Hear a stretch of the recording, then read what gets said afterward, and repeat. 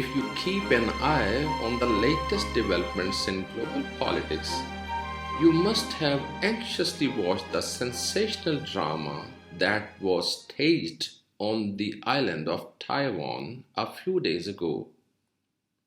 On the 2nd of August, American House of Representatives Speaker Nancy Pelosi paid an ostensibly mysterious and rather symbolic visit to Taiwan. This visit enraged the People's Republic of China to such an extent that it resorted to showering missiles in the north, south, and east of Taiwan and sent some missiles to the exclusive economic zone of Japan. China triggered its largest ever military exercises around Taiwan within a few hours after the US aeroplane carrying Nancy Pelosi took off from Taipei. Assalamu alaikum. I'm MS Mazhar from Nova CSS Academy Islamabad, and in this video I will explore the issue of Taiwan and the escalation of tensions between the United States of America and the People's Republic of China in the aftermath of Nancy Pelosi's visit to Taiwan.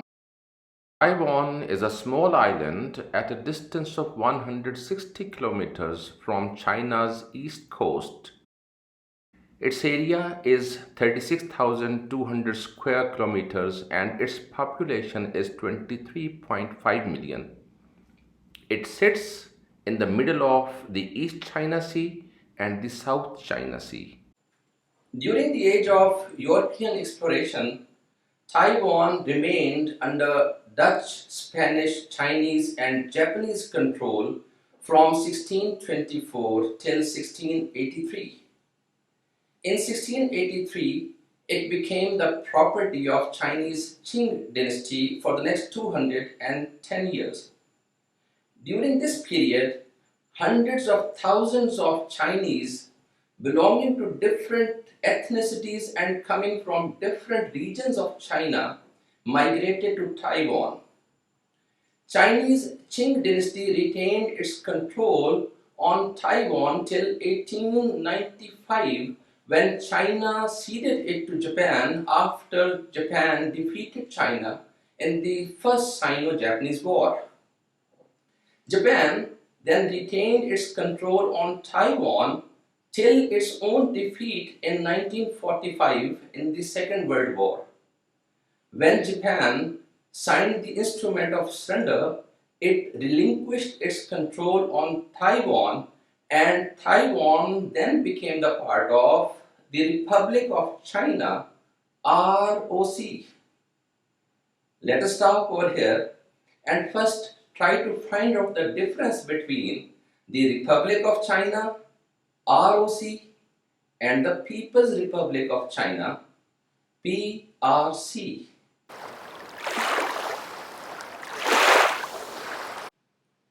In the beginning of the 20th century, the mainland China was divided into different territories to be ruled by different warlords. The era is known as the era of warlords.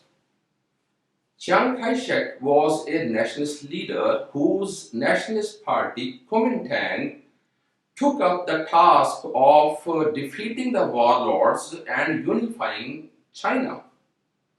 On the other hand, in 1921, some Chinese also established the Chinese Communist Party. In 1924, the Kuomintang of Chiang Kai-shek and the Communist Party of China forged the first united front against the warlords for the unification of China. However, only 3 years after this bonhomie between the Chinese Communist Party and the Kuomintang, these two parties developed differences and Chiang Kai-shek massacred around 5,000 Chinese communists in Shanghai. The Shanghai massacre triggered a bloody civil war between Kuomintang and the Chinese Communist Party.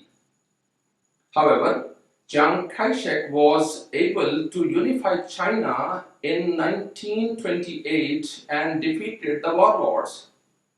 But his civil war against the Chinese Communist Party continued for the next 10 years. In 1937, the two parties once again forged the Second United Front, this time against Japan.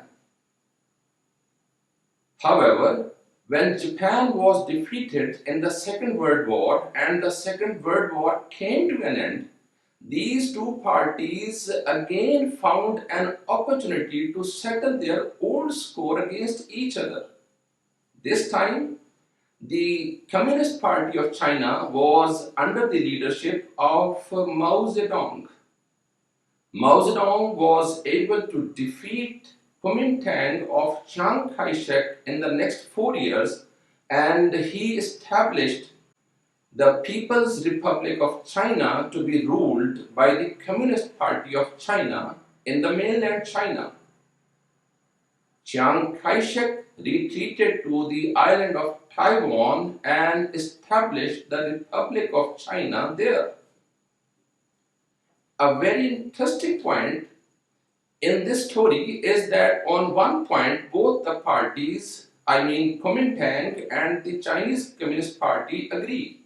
That is, China and Taiwan are one.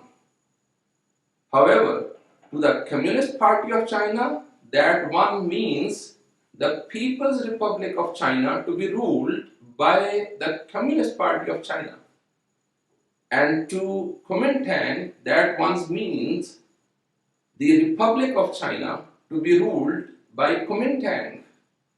After becoming the Communist Party's People's Republic of China in 1949, China started growing politically, economically, and militarily.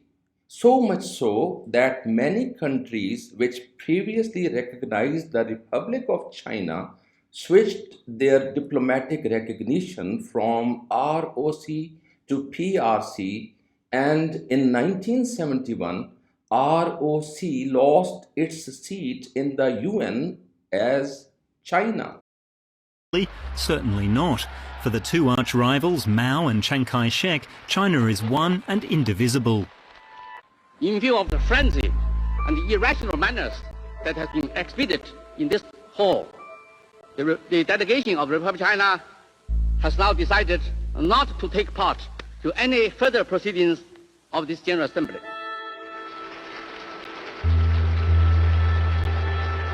Taiwan was expelled from the UN and hasn't returned since.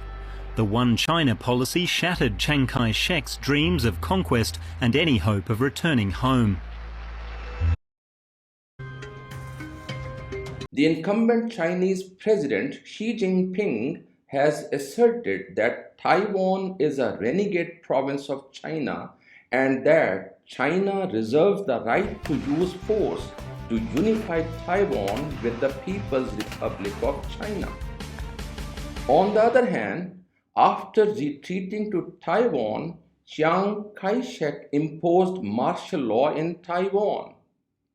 Don't forget that Chiang Kai-shek never relinquished his claim on the mainland China as the part of his Republic of China. The martial law remained in force until 1987 when Chiang Kai-shek's son, Chiang Ching-kuo, lifted it 1 year before his own death in 1988. Taiwan's first political party, the Democratic Progressive Party or DPP, came into being in 1986, but it could not win the first direct presidential election in 1996 against Kuomintang or KMT. However, it won the second presidential election in 2000 and again in 2004.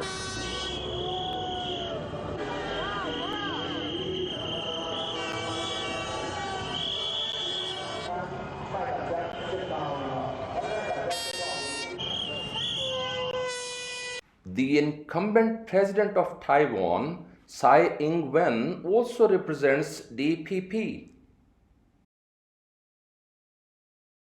In the 1960s, Taiwan entered a period of rapid economic growth and industrialization called the Taiwan Miracle.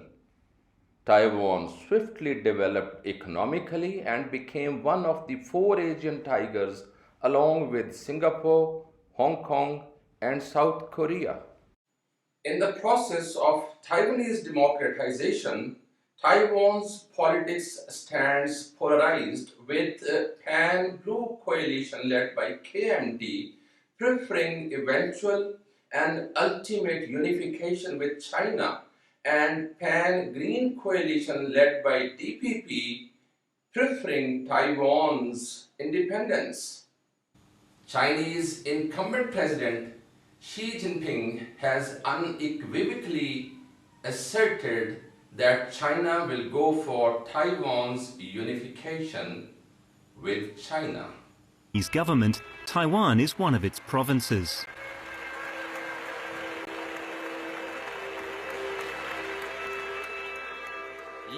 Any and all attempts to divide China will inevitably fail. They will be scorned by the people and history. Beijing's guiding policy is one country, two systems. In other words, Taiwan should return to the fold, but can theoretically maintain its economic and political autonomy.